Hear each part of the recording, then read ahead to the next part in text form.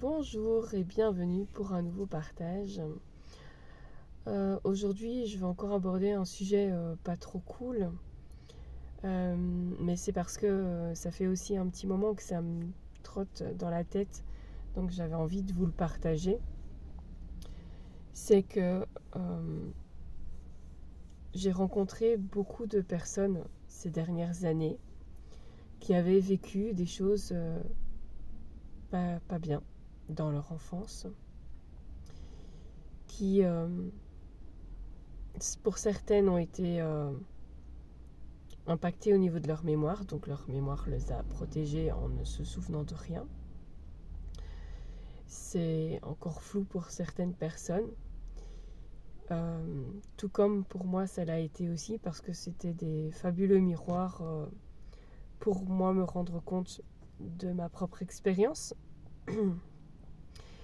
Mais ce qui m'a le plus frappé, choqué dans ces récits, c'était que pour certaines qui ont vécu des choses graves, atroces, donc là on parle de violence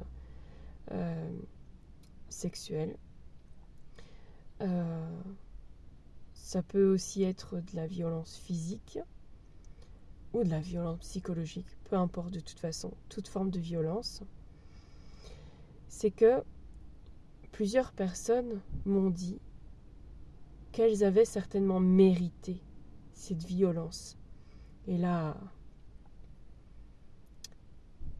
je ne vais pas dire que mon cœur de maman, mais aussi mon cœur de femme, mon cœur d'humain, n'a pas accepté ça. Personne ne mérite d'être abusé, d'être violenté, d'être rabaissé. Personne ne mérite. C'est pas parce qu'on a parfois, en tant qu'enfant, des comportements inadaptés, des comportements un peu plus turbulents, ou un manque d'obéissance selon certaines exigences actuelles de la société. C'est pas parce que certaines personnes, certains enfants ne correspondent pas à des attentes, à des normes, qu'elles méritent des corrections telles que ces atrocités-là. Ces personnes,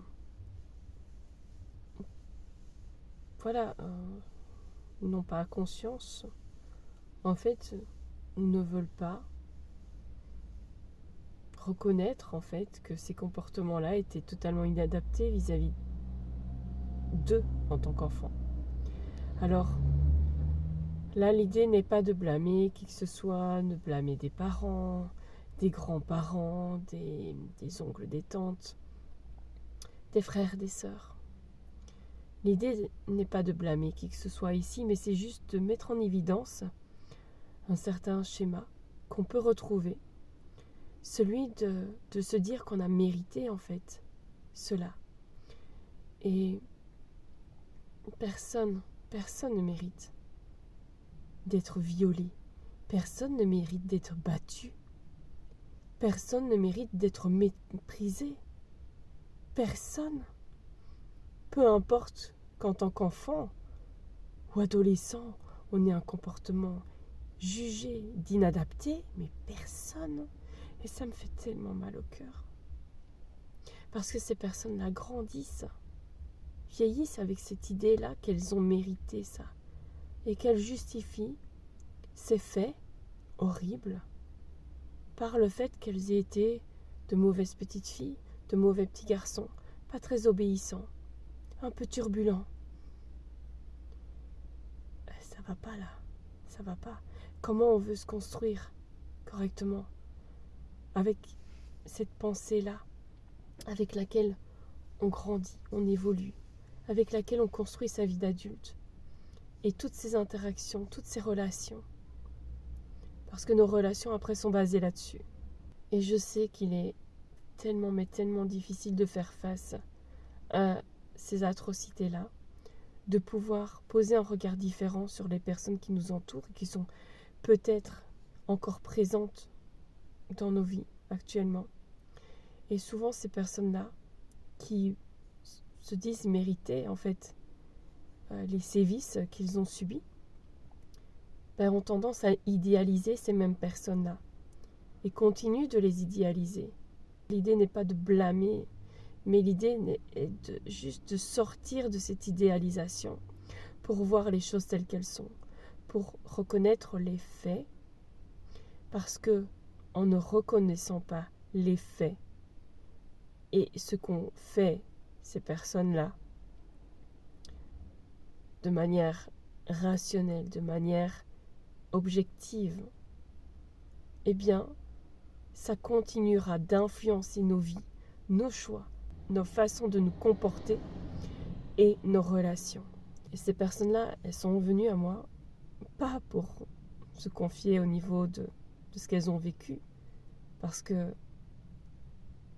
c'est sorti comme ça. Moi, en partageant mon parcours, certaines personnes qui assument aussi ce qu'elles ont vécu, qui assument leur histoire, qui le partagent aussi de différentes manières, en vidéo, en livre, en article, de blog. Mais pour certaines, c'est encore gardé secret. C'est assez troublant de voir comment la mémoire continue de nous maintenir en sécurité en ne nous permettant pas de nous remémorer de façon claire et limpide ces moments de fait.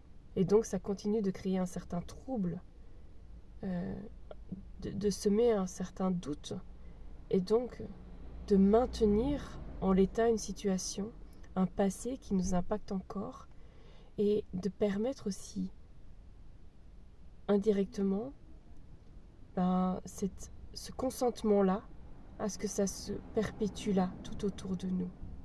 Alors s'il vous plaît, si vous pensez que vous avez mérité ces sévices-là, stop, non, vous ne l'avez pas mérité. Personne ne mérite des sévices, quels qu'ils soient.